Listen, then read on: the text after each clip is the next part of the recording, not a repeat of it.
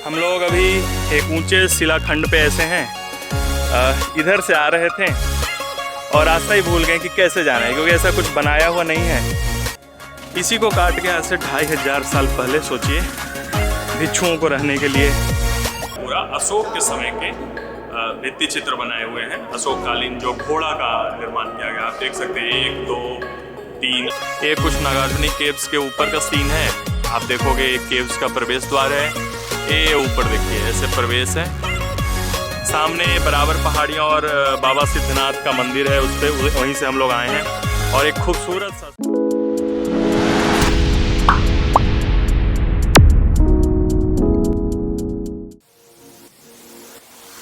जो आगे जाने वाला रास्ता है ये पाताल गंगा की तरफ जाता है, पहाड़ के उस तरफ से होते होते, और हम लोग इस तरफ से आए हैं। ये इधर से मखदुमपुर से, जहानाबाद से हम लोग आए हैं। तो चलते हैं पाताल गंगा की तरफ, जहां हम लोग गुफाओं को देखेंगे, बराबर केव्स।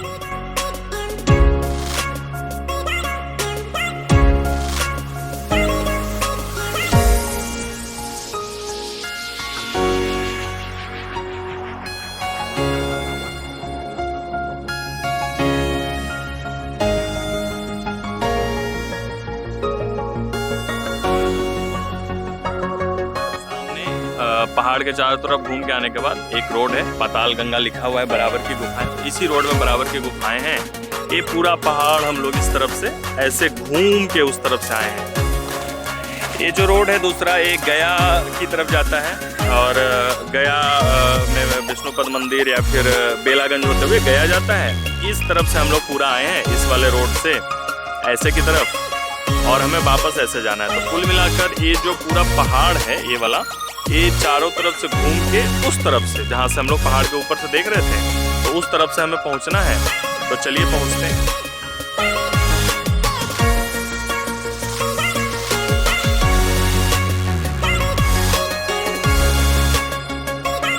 तो बराबर लगभग पहुँच चुके हैं हम लोग। ये साइन बोर्ड आप देख रहे होंगे, गुफाएं दोनों तरफ दिखा रखी है। पाताल गंगा सामने है, कुछ म्यूजियम और पर्यटक भवन है, और जो ऊपर हम लोग सिद्धेश्वर नाथ टेम्पल गए थे वो है। तो ऐसा कुछ सीन है चारों तरफ का, है ना। ये म्यूजियम है शायद, जो कि अभी बंद है। ये पर्यटक निवास स्थान होगा, और यहीं पे कुछ ऐसी छोटी छोटी दुकानें हैं, और अभी तो कुछ नहीं है, सारा बंद है। आज मंगलवार को हम लोग आए हैं, तो सारी चीज़ें बंद है। सोमवार को कुछ चीज़ें खाली रहती हैं। तो ये रास्ता है, इस रास्ते से हम लोग अंदर जा रहे हैं। इसी रास्ते से एक तरफ सिद्धेश्वर नाथ मंदिर, जहां हम लोग ऊपर अभी जाकर आए थे, तो सिद्धेश्वर नाथ मंदिर इसी रास्ते से जाता है, शंकर भगवान का जो मंदिर था। और दूसरा इसी रास्ते में जो केव्स हैं, एक लंबी पहाड़, छोटी सी पहाड़ की टुकड़े हैं, मतलब पत्थर का टुकड़ा है, लंबा सा चट्टान है, उसी चट्टान को काट कर अंदर पूरा गुफा बनाया गया था। तो गुफा हम लोग देखते हैं अभी आगे जाकर। इधर कुछ guest house, rest house type की चीज़ें बनी हुई है, म्यूजियम, और दूर दूर तक कोई नहीं। हम ही लोग 3-4 लोग आगे जाकर गुफाओं को देखने जा रहे हैं। देखिए यहाँ लिखा हुआ है कि लगभग 150 सीढ़ी है, नहीं 41 सीढ़ी है, और 150 फीट यहाँ से हाइट है। 41 सीढ़ी के बाद बराबर जो गुफाएं हैं वहाँ तक हम लोग पहुँच जाएंगे। तो इसमें लिखा हुआ है, एक छोटा सा मंदिर है यहाँ पे, और हम लोग सीढ़ी के माध्यम से आगे बढ़ने का प्रयास करते हैं। सीढ़ियाँ कुछ ऐसी हैं, इसी रास्ते से हम लोग मंदिर भी जा सकते थे, लेकिन जहानाबाद से आने पे पहले वो हथियाबोर नाम का जगह जिससे हम लोग गए हैं वो पहले आता है, तो हम लोग उसी से चले गए। फिर पूरा पहाड़ी लगभग 2-2.5 किलोमीटर घूम के पाताल गंगा पहुँचे हम लोग, और पाताल गंगा के बाद बाइक लगाकर अभी फिर से हम लोग 41 सीढ़ी बस है, ज़्यादा दूर नहीं है, 150 फीट। तो बस 10%, मतलब 1100 फीट के आसपास बराबर है, 150 फीट है। तो 10%, 15% चढ़ के ऊपर चलते हैं।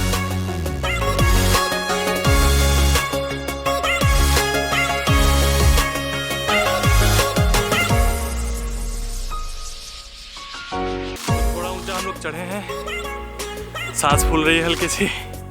और जो सामने ऊपर जो है, यहीं से हम लोग उतर के आए थे। बाबा सिद्धेश्वर नाथ शंकर भगवान का जो मंदिर है, इस तरफ गुफाएं हैं। और देखिए गुफा जो बराबर का है ना, ये जो लंबी सी चट्टान की श्रृंखला आपको दिख रही है, एक लंबा चट्टान, इसी को काट के गुफाएं उस तत्कालीन समय में बनाई जाती थी। तो देखते हैं इसको आगे बढ़ के। तो बराबर गुफा आते समय हम लोग पहला कर्ण चौफर गुफा की तरफ आए हैं। एक लंबा सा जो पहाड़ की श्रृंखला है, इसी के काटकर गुफाओं का निर्माण किया गया है। तो देखते हैं अंदर अगर व्यवस्था हो जाए तो। ये लंबा सा चट्टान है, इसी को काट के आज से 2500 साल पहले सोचिए भिक्षुओं को रहने के लिए जो घूमकर ज्ञान और धर्म का सरलीकरण करते थे, उनके लिए गुफाओं का निर्माण राजाओं के द्वारा करवाया गया था। तो ये कर्ण चौपड़ है, ये सुदामा गुफा है ना। ये सारे मिस्र शैली में निर्मित है और दो हैं इसमें। ये देखिए, तो इतना लंबा सा एक जो पहाड़ी टुकड़ा है। और इन गुफाओं को बनाने में एक चीज़ ये भी ध्यान रखना पड़ता है कि ये एक लंबा सा टुकड़ा ही हो, क्योंकि अलग अलग पहाड़ के टुकड़े होंगे तो उसमें लंबी गुफाएं नहीं बन सके, है ना। तो ये सुदामा गुफा इस तरफ है, उस तरफ कर्ण चौपड़।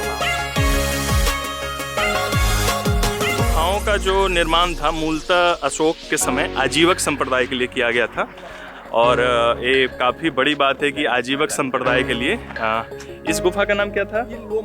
अच्छा, ये लोमस ऋषि गुफा। और ये जो डिजाइन बनाया हुआ है ये ईसा पूर्व 5वीं-6वीं सदी का डिजाइन है। और जो भारतीय दर्शन और फिलॉसफी में जो सबसे संगठित और सबसे पुराना संप्रदाय था, आजीवक संप्रदाय था। मखली गोसाल उसके फाउंडर थे। तो मखली गोसाल के लिए सबसे पहले बनाया गया था, आजीवक संप्रदाय के लिए। बाद में बौद्ध और जैन संप्रदाय के लिए भी इसका इस्तेमाल किया गया। तो मूलतः पहले दशरथ ने बनाया था, शायद शासनकाल का 12वें वर्ष में। अच्छा, दशरथ का जी।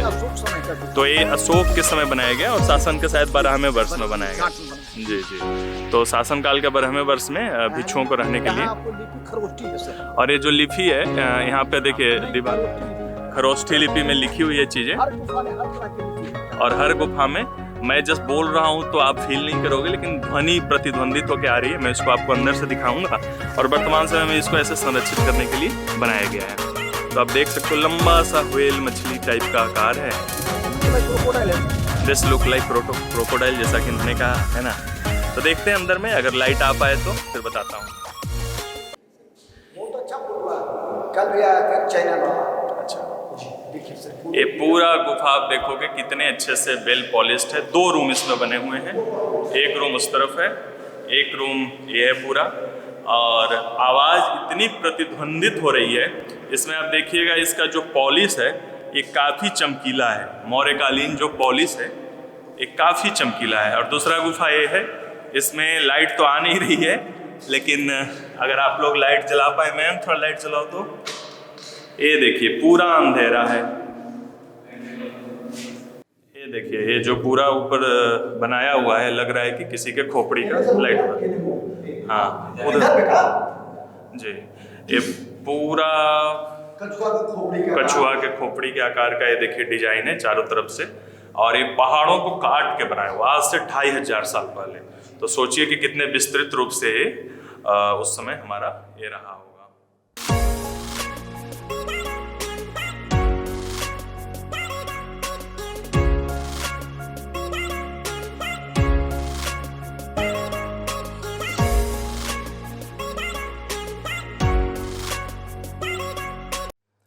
चारों तरफ ऐसे डिजाइन। अच्छा, ये जो टूटा हुआ पार्ट दिख रहा है जी। अच्छा, तो पुरातत्व विभाग द्वारा इसको संरक्षित किया गया है। बीच में काफी हाँ, तो ये एक गुफा यहाँ पे ऋषि मुनि ध्यान करते होंगे मेडिटेशन के लिए। और दूसरा ये जो है इसमें जिससे हम लोग आए हैं, तो ये हमारा लोमस ऋषि गुफा है। पूरा आप लोग देखिए गुफा का डिजाइन कितना शानदार है। गुफाओं के चारों तरफ पॉलिश जो है, इंपॉर्टेंट इसकी पॉलिश देखिए, क्योंकि वर्तमान समय का नहीं की गई, ये पहले का ये पॉलिश है। और पॉलिश और जो आवाज में जो गुंजन है, जैसे मैं एक बार बोल रहा हूं गुंजन, तो कम से कम 10 सेकंड तक गुंजन का आवाज गूंज रहा है। तो बाबा जी इसमें बंद कर रहे हैं, ये इनके केयरटेकर हैं, इसको काफ़ी अच्छे से संरक्षित किया हुआ है, लेकिन और अगर अच्छे से, जैसे इसमें बहुत अच्छे से संरक्षित किया हुआ है। हालांकि पूरा जो गुफाएं हैं, सारी सफाई वगैरह काफ़ी अच्छी व्यवस्था यहाँ पे की गई है। और मैं कहूँगा कि आप लोग ऐसे जगहों पे आइए, घूमिए, चीज़ों को एनालाइज कीजिए। जो हमारे हिस्टोरिकल प्लेसेज हैं, जो आर्कियोलॉजिकल प्लेसेज हैं, उनका जो इम्पोर्टेंस है, इसको देख लेंगे। तो अभी हम लोग सुदामा जो गुफा है, सुदामा गुफा, उसमें जाने वाले हैं। सुदामा गुफा के प्रवेश द्वार पर लोमस ऋषि जैसा अलंकरण नहीं है, क्योंकि वो जो लोमस ऋषि गुफा थी उस तरफ, उसकी काफ़ी अच्छी अलंकरण व्यवस्था थी। और ये सुदामा ऋषि गुफा में हम लोग अभी इंटर कर रहे हैं।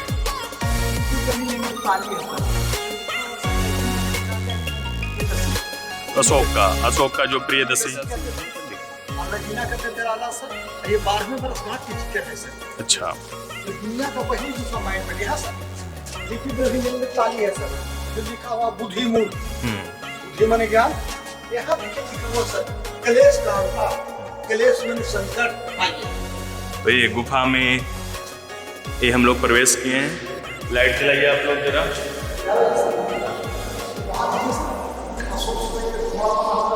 हाँ, अशोक, बिल्कुल बिल्कुल आप वहाँ देख सकते हैं। हालांकि कैमरे में अच्छे से दिख रहा है। वो जो है पूरा अशोक के समय के भित्ति चित्र बनाए हुए हैं। अशोककालीन जो घोड़ा का निर्माण किया गया, आप देख सकते हैं। 1 2 3 अलग अलग है, बहुत सारे घोड़े अगर आप डिटेल में देखें तो। और यहाँ पे शायद कोई मूर्ति रही होगी। अच्छा, तो ये गुफा दोनों को काट के लोमस ऋषि और इसको मिलाने के लिए बनाया गया होगा, लेकिन शायद बाद में इसका निर्माण बंद कर दिया गया होगा। इसमें भी 2 गुफाएं हैं। हाँ, ये जो इसका डिजाइन आप देख रहे होंगे कि एक गोल सा गुम्बद टाइप का डिजाइन है।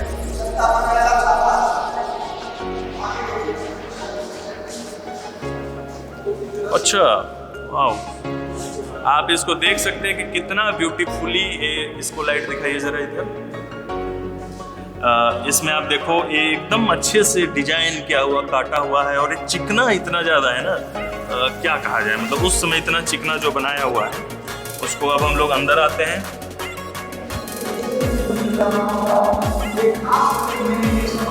अच्छा, एक खास मेडिटेशन।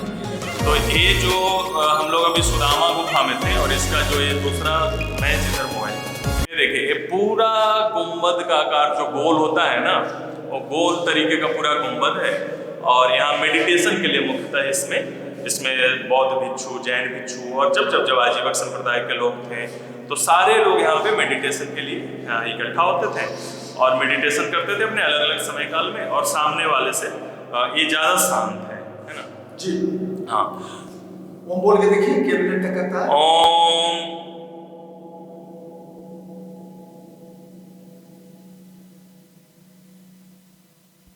मैंने ओम बोला लगभग 10, 12, 15 सेकंड पहले, और अभी तक ओम गूंज रहा है। जैसे मैं दोबारा आपको सुनाता हूं, ओम।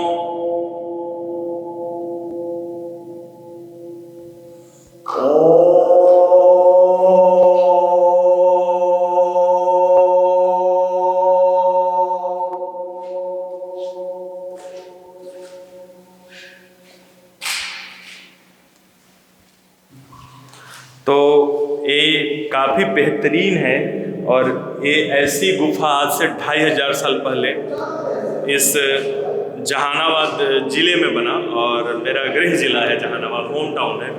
तो मेरे होम टाउन में इतनी बेहतरीन चीज़ आज से 2500 साल पहले बनी हुई है। तो यह दिखाता है कि हम लोग कल्चरली कितनी रिच थे, और वर्तमान समय में भी इसको सीखना चाहिए। पूरा का पूरा ये गोल गुंबद का आकार का, और ये भी पूरा बेलनाकार है, सारा का सारा बेलन के आकार का एक लंबा सा गुफा ये वाला है। इसमें आप देखोगे पॉलिश काफ़ी शानदार है। इसमें कोई भी डिजाइन नहीं है क्राफ्टेड, बस एक भित्ति चित्र वहाँ पे घोड़े का दिया हुआ है, जैसा कि आपने देखा। बट चूँकि ये काफ़ी शांति के लिए इस चीज़ को निर्माण किया गया था, तो इसीलिए ये बनाया गया। तो ये जो अभी हम लोग 2 गुफाएं देख के आ रहे हैं इधर से, एक इधर वाला सुदामा और उस तरफ वाला लोमस ऋषि।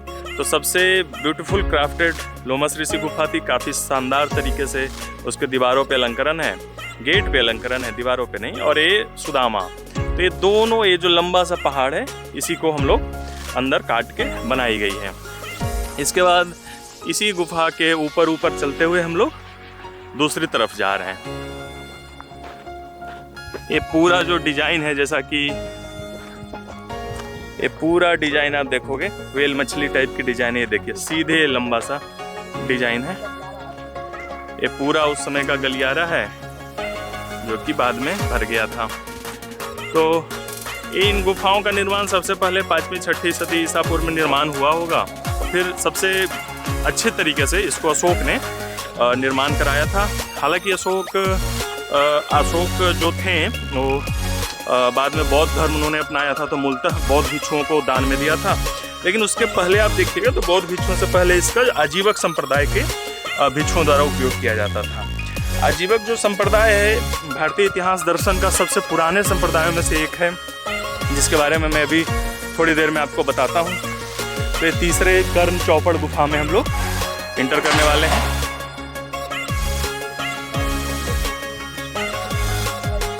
टू 245 जी पूरा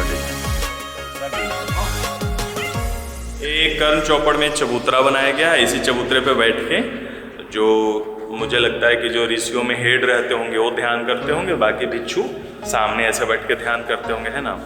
तो ये भी काफ़ी अच्छा डिजाइन है। इसकी भी पॉलिश काफ़ी शानदार है, मौर्यकालीन जो पॉलिश है। और इसको भी ध्यान के लिए उपयोग किया जाता था। मुख्यतः जो इसका विशेषता है वह एक चबूतरा है। इसी चबूतरे पे बैठ के लोग ध्यान करते होंगे। एक बार फिर से हम लोग इसको पॉलिश को देखते हैं। काफ़ी चिकनी पॉलिश है ना। उस समय पता नहीं कैसे इसको इतनी चिकना किया गया होगा, यह अपने आप में अच्छी बात है।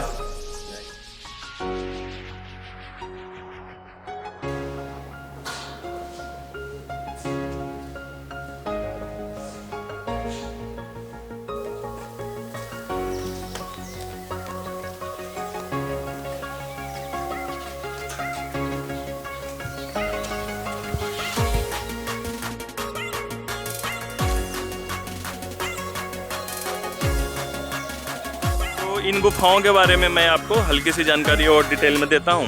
ये आप मेरे पीछे देख रहे हैं, इस तरफ तो इस तरफ कर्ण चौपड़ है, उस तरफ सुदामा और लोमस ऋषि गुफाएं थी, और एक दूसरा जो विश्व झोपड़ी है वो आगे जाके है। तो इन गुफाओं का निर्माण मूलतः 5वीं-6वीं सदी ईसा पूर्व से स्टार्ट हुआ होगा, लेकिन जो व्यवस्थित इतिहास है वह अशोक कालीन हमें दिखाई देता है। अशोक के समय ही इसे जैन और बौद्ध भिक्षुओं को रहने के लिए दिया गया था अलग अलग समय काल में। और मूलतः अशोक के समय के जो ये यहाँ पे शिलालेख अंकित हैं, तो उस शिलालेख में यह वर्णित है। एक तो 12वें साल में अशोक ने दिया था, एक 19वें साल में दिया था अशोक ने, और इसमें अशोक को प्रियदर्शी ऐसा उल्लेख किया गया है ना। लेकिन उसके पहले इन गुफाओं को आजीवक संप्रदाय के द्वारा इस्तेमाल किया जाता था। और जो आजीवक संप्रदाय है वह मूलतः भारतीय दर्शन और इतिहास की सबसे पुरानी व्यवस्थित संप्रदाय के रूप में ईसा पूर्व 5वीं-6वीं सदी के आसपास से धीरे धीरे आरंभ हुआ था। इसके संस्थापक मखली गोसाल को माना जाता है। मुख्यतः मखली गोसाल के बारे में हमें काफ़ी जानकारी मिलती है। यह बुद्ध और महावीर के समकालीन ही थे, और इन्होंने एक तरीके से प्रकृतिवाद, नियतिवाद या भाग्यवाद जैसी चीज़ों का विकास किया था। प्रकृतिवाद, नियतिवाद यह है कि कुछ चीज़ें जो होती हैं, है ना, यह होना निश्चित है। जैसे मैं आज यहाँ पे हूँ तो मैं यहाँ पे रहता ही, है ना, यह नियतिवाद है। धन्यवाद। तो इन्होंने हमें काफ़ी अच्छे से दर्शन करवाया, सारी चीज़ें दिखाई, इनको हम शुक्रिया अदा करते हुए आगे बढ़ रहे हैं। तो जो नियतिवाद या भाग्यवाद है, तो उसमें कुछ लोग ऐसा कहते हैं कि वह मूलतः कर्म की आलोचना, उसको ऐसा कहते हैं कि ये कर्म करने में विश्वास नहीं रखते थे, क्योंकि ये नियति या भाग्य को मानते हैं। क्योंकि ऐसा सामान्यतः मान लिया जाता है कि जो नियति है भाग्य को मानता है और कर्म को मानता ही नहीं, पर ऐसा नहीं है। जैसे मखली गोसाल थे, घूम घूम कर दर्शन के बारे में व्याख्या करते थे, मनुष्य के जीवन और मरण के बारे में व्याख्या करते थे। उनका मानना यह था कि आप किसी चीज़ को बदल नहीं सकते, जो है वह होगा ही, पुरुषार्थ करना चाहिए। पुरुषार्थ के वो विरोधी नहीं थे कि आप कर्म करो, कर्म पुरुषार्थ करो, लेकिन उनका कहना यह था कि कुछ न कुछ वो गीता तरीके की चीज़ें थी। तो ये हम लोग अभी चौथे जो गुफा है, 3 गुफा जो अशोक ने बनाया था, सुदामा, लोमस ऋषि और कर्ण चौपड़, उसको देख लिया। अब हम लोग चौथा गुफा जो विश्व झोपड़ी है उसको देखने जा रहे हैं। तो खैर, तो मैं आपको आजीवक संप्रदाय के बारे में बता रहा था, प्रकृतिवाद, नियतिवाद। तो नियति यह कहती है कि चीज़ें फिक्स हैं, चीज़ें होंगी ही, है ना। अगर सरल भाषा में कहें तो प्रकृति द्वारा चीज़ें फिक्स हैं कि ऐसी ही होंगी। आप कर्म कीजिए, पुरुषार्थ कीजिए, और उस पुरुषार्थ के द्वारा आप जो होनी है उसको टाल नहीं सकते हो। तो कुछ यह गीता जैसा ही प्रतीत होता है, क्योंकि गीता में भी कहा गया है कि कर्म करो, फल की चिंता मत करो। क्योंकि अगर हम लोग कोई कर्म फल को देखते हुए करेंगे कि हम यह काम कर रहे हैं और इसका उद्देश्य है कि हमको ये मिल जाए, है ना। जैसे मैं घूम रहा हूँ, मेरा उद्देश्य है कि मैं बहुत फेमस हो जाऊँ, मैं ये वीडियो बना रहा हूँ और मेरा उद्देश्य रहे कि मैं बहुत फेमस हो जाऊँ, तो यह कर्म का उचित तरीका नहीं है। कर्म का उचित तरीका यह है कि आप कर्म कीजिए और उसको फल की चिंता मत कीजिए। तो आजीवक संप्रदाय द्वारा जो धारणा विकसित की गई थी वो कुछ इसी तरीके की थी। तो इन गुफाओं को जो पहली बार आजीवक संप्रदाय को दान में दिया गया, तो उनके जो मखली गोसाल फाउंडर थे, तो मखली गोसाल घूम कर इसी तरीके के दर्शन को, फिलॉसफी को बताते रहते थे। हम लोग अभी एक ऊंचे शिलाखंड पे ऐसे हैं, इधर से आ रहे थे और रास्ता ही भूल गए कि कैसे जाना है, क्योंकि ऐसा कुछ बनाया हुआ नहीं है। हालांकि हाँ, इधर स्टेप्स इसने खोजा है मयंक ने, और ये देखिए स्टेप्स के तरफ बढ़ते बढ़ते हम लोग गुफाओं की तरफ देखते जा रहे हैं। शायद हम लोग जिस प्लेटफॉर्म पे खड़े हैं, ये जो पूरा चट्टान का प्लेटफॉर्म है, शायद यही गुफा है। विश्व झोपड़ी जो गुफा दिख रही है, वो सामने आपको बाबा सिद्धनेश्वर नाथ का मंदिर दिख रहा है, शंकर भगवान का। और इन स्टेप्स को द्वारा हम लोग देखते जा रहे हैं, देखते हैं शायद इसी पहाड़ के नीचे हमारा ये हो।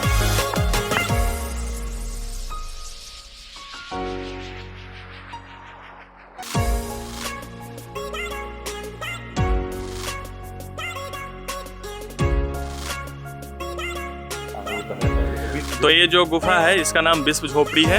इसका निर्माण भी अशोक ने ही करवाया था। तो ये पूरा देखिए, भी पूरा जो पहाड़ी टुकड़ा चट्टान है उसको काट कर विश्व झोपड़ी बनाया गया है। तो मैं विश्व झोपड़ी के अंदर जाता हूँ और देखता हूँ कि चीज़ें क्या हैं।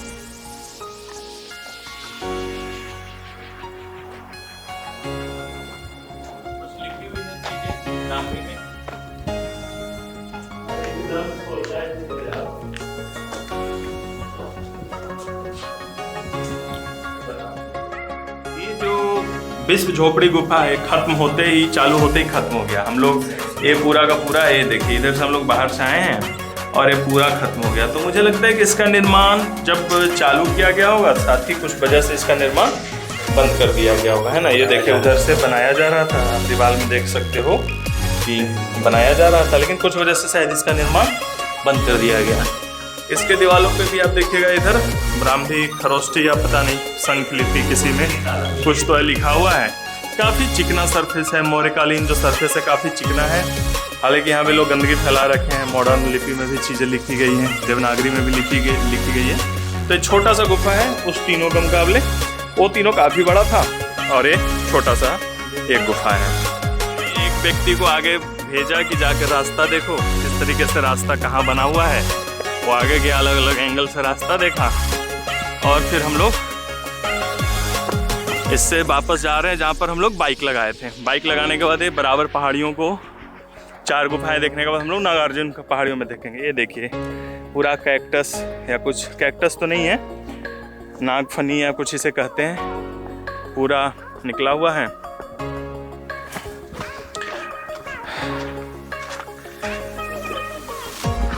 तो जो आजीवक संप्रदाय का भाग्यवाद है, नियतिवाद, भाग्यवाद, भौतिकवाद, प्रकृतिवाद भी इसे कह सकते हैं। तो इसका मूल उद्देश्य यह है कि जो वैदिक धर्म में उस समय कर्मकांड या जो जटिलताएं आ गई थी, जिसके साथ धर्म सुधार आंदोलन, बुद्ध, महावीर एवं अलग अलग संतों द्वारा चालू किया गया, तो उसी में मखनी गोसाल का एक नाम आता है।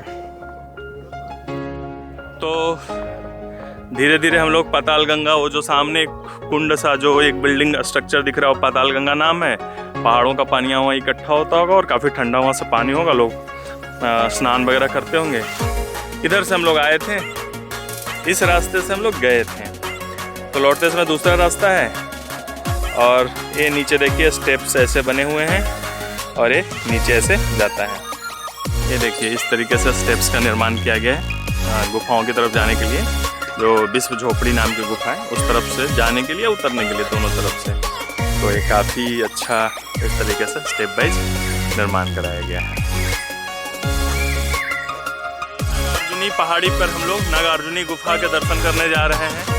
एक व्यक्ति हमारे ग्रुप में थक गया, शायद नहीं जाएगा, और अच्छा जा रहा है ये भी। अच्छा, तो ये ऊपर पहाड़ी पे 3 गुफाएं हैं जो राजा अशोक जो थे, अशोक के पोता दशरथ द्वारा निर्माण कराया गया था। नागार्जुनी पहाड़ी है, इसी पे नागार्जुनी गुफा है। सामने जो उस तरफ जो दिख रहा है वो बराबर पहाड़ियाँ थी, बराबर गुफा है, जिस पर हम लोगों ने अभी देख कर आए कि लगभग 4 गुफाओं का निर्माण कराया गया था। तो चलिए देखते हैं।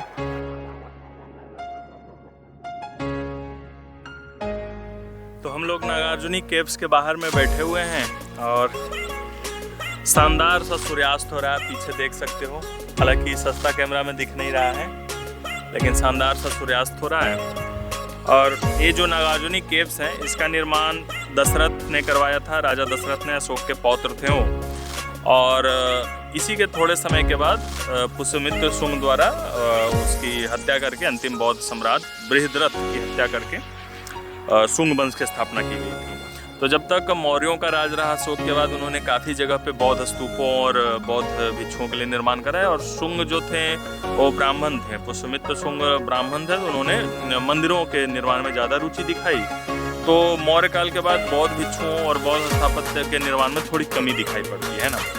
ये पूरा पहाड़ के चारों इसी तरफ आपको इसमें नागार्जुनी केव्स का निर्माण कराया गया। टोटल 3 केव्स हैं। सामने नागार्जुनी हिल से सामने आपको फल्गु नदी जो है, फल्गु नदी पार, इधर फल्गु नदी है, फल्गु नदी पार करके दूर आपको कुछ पहाड़ सा दिख रहा होगा। और वो जो पहाड़ है वो बराबर तो हम लोग खड़े हैं, राजगीर जो है, राजगीर श्रेणी, तो राजगीर तक वो पहाड़ों की श्रृंखला लगातार ऐसे जाती रहती है। ये कुछ नागार्जुनी केव्स के ऊपर का सीन है। आप देखोगे एक केव्स का प्रवेश द्वार है, ये ऊपर देखिए ऐसे प्रवेश है। सामने बराबर पहाड़ियाँ और बाबा सिद्धनाथ का मंदिर है, उस पर वहीं से हम लोग आए हैं। और एक खूबसूरत सा सूर्यास्त सीन हो रहा है यहाँ पर। आप जब भी कहीं घूमने जाइए, कोई ऐसे जगह पे घूमिए, तो अगर सूर्यास्त हो रहा है तो थोड़ा देर शांति से बैठ के चीज़ों को देखिए, काफ़ी मज़ा आता है। ऊपर से देखिए एक हवाई जहाज़ जा रहा है, सामने शायद दिख रहा होगा आपको। तो सूर्यास्त देख रहे हैं हम लोग, सूर्यास्त के साथ बाबा सिद्धनाथ का मंदिर देख रहे हैं, सिद्धेश्वर जी नाथ का, नागार्जुनी केव्स देख रहे हैं। सोचिए आज से 2500 साल पहले यहाँ पे बौद्ध भिक्षु रहते थे और पूजा पाठ और सारी चीज़ें करते थे। यहाँ पर किसी लिपि में है जो कि मुझे ध्यान नहीं आ रहा है, मैं वीडियो में लिख दूंगा कौन सी लिपि है। तो इसके प्रवेश द्वार पे लिपि में कुछ लिखा हुआ है, वो भी पता नहीं क्या लिखा हुआ है। और अंदर से आवाज़ काफ़ी गूंज कर आ रहा है। तो ये भी काफ़ी चौड़ा सा केव्स है, अभी हम लोगों ने अंदर जाकर देखा था, काफ़ी लंबा चौड़ा केव्स है। लेकिन जो सुंदरता और जो पॉलिश सुदामा केव्स और लोमस ऋषि केव्स में था बराबर पहाड़ियों में, वैसे सुंदरता इसमें नहीं दिखती है। पर ये भी काफ़ी अच्छी है, काफ़ी बड़ी है, काफ़ी शांत है। सबसे बड़ी बात तो ये देखोगे आप, दूर दूर तक कोई कुछ है नहीं, तो आप यहाँ से आके आराम से चीज़ों को देख सकते हो। सामने पर्यटकों की सुरक्षा के लिए एक थाना का निर्माण कराया गया, बराबर थाना का, और एक रेस्ट हाउस टाइप की चीज़ें थी जो अभी होली के कारण बंद है। कुछ ऐसा सीन है। हाँ, तो मैं आपको बराबर केव्स के आजीवक संप्रदाय के बारे में बता रहा था। तो जो नियति या भाग्य जो मैं बता रहा था, उसको मैं ऐसे एक्सप्लेन करता हूँ कि आज हम लोग यहाँ पे खड़े हैं, है ना। तो आज यहाँ पे खड़े हैं, किसी को मतलब खड़े हैं, कुछ कर्म करके आए हैं, गाड़ी चला के आए हैं, पैदल चल के आए हैं, खड़े हैं, पर कुछ बिना फल की आशा किए हुए अगर हम लोग कर्म ऐसे घूमते चले आ रहे हैं, तो ये नियति है, प्रकृतिवाद है। तो कुछ ऐसा ही मखली गोसाल का कहना था कि आप नियति पे यकीन रखिए, प्रकृति पे यकीन रखिए, भाग्य पे यकीन रखिए और जो चीज़ें होनी हैं वो होती रहेंगी। तो इसी के साथ जो भारतीय दर्शन और संप्रदाय का जो व्यवस्थित विकास हुआ मखली गोसाल जी के द्वारा, ये हमारे गृह डिस्ट्रिक्ट होम टाउन जहानाबाद से हुआ है, जिसको फिलॉसफी की किताबों में काफ़ी महत्वपूर्ण स्थान दिया गया है। थोड़ी दुख की बात है कि जो उचित सम्मान मिलना चाहिए था बराबर के इन गुफाओं और बराबर के इन क्षेत्र को, उतना उचित सम्मान सरकार या पर्यटन विभाग के द्वारा नहीं दिया गया है। हालांकि काफ़ी प्रयास किए जा रहे हैं, पर यहाँ अभी भी पर्यटकों का उतना संख्या में आना जाना रहता नहीं है, इसलिए व्यवस्थित रूप से सुविधाओं का विकास नहीं हो पाया है। तो आजीवक संप्रदाय, बौद्ध, जैन, हिंदू, इतने सारे संप्रदायों के इतने महत्वपूर्ण जगह यहाँ पे अवस्थित है। सरकार को बिल्कुल इस दिशा में ध्यान देना चाहिए और इसको सजाने संवारने पे विशेष ध्यान देना चाहिए। तो बराबर पहाड़ी, बराबर केव्स, नागार्जुन केव्स और बाबा सिद्धेश्वर नाथ का दर्शन करने के बाद फाइनली हम लोग बराबर से वापस जा रहे हैं और ये पूरा सा खूबसूरत सा सीन है। हालांकि यहाँ पे बैठ के हमें थोड़ा देर एंजॉय करने का मन था, लेकिन घर जाने की जल्दी में हम लोग यहाँ से वापस निकल रहे हैं। तो उम्मीद करते हैं कि आपको ये बराबर और नागार्जुन केव्स का वीडियो पसंद आया होगा। ऐसे ही वीडियो देखते रहने के लिए हमारे चैनल को सब्सक्राइब कीजिए, वीडियो को लाइक कीजिए और शेयर कीजिए।